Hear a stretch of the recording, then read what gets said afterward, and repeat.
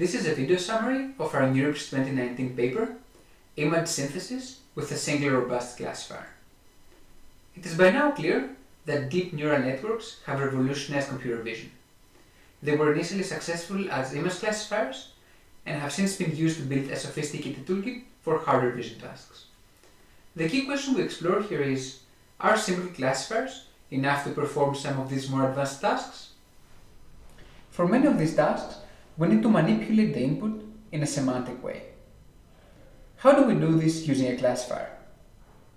The most natural approach would be to maximize the score of a chosen class as predicted by the classifier. For example, we can try to make this cat more dog-like by increasing the dog score. Let's try this out. Well, it didn't really work. The change in the input is barely noticeable. In fact, this shouldn't come as a surprise. We already know, from the notorious adversarial examples, that classifiers are sensitive to small changes in the input. In order to perform input manipulation, we need to at least ensure that our classifiers are not too brittle.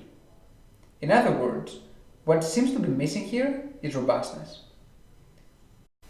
What if we instead train our models to also be invariant to small input changes using robust optimization?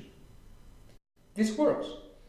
Class maximization for robust models seems to actually add meaningful dog features to the image. So, starting from this primitive, what kind of vision tasks can we do? It turns out quite a few, and also quite simply. Just gradient descent on the class course with no priors or regularizers is enough.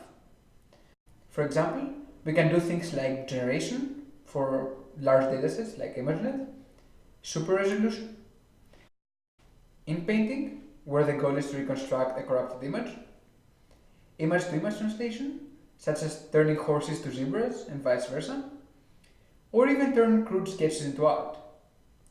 Taking this further, we can also directly paint features onto images.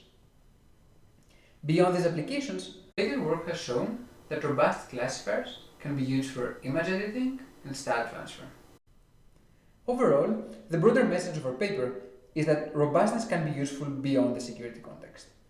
In fact, robust models can be versatile tools for domain-specific applications. You can read more in our paper or blog post. We also released our library, Robustness, which can be used to replicate these experiments. Finally, check out our other NeurIPS paper on understanding adversarial examples as a phenomenon.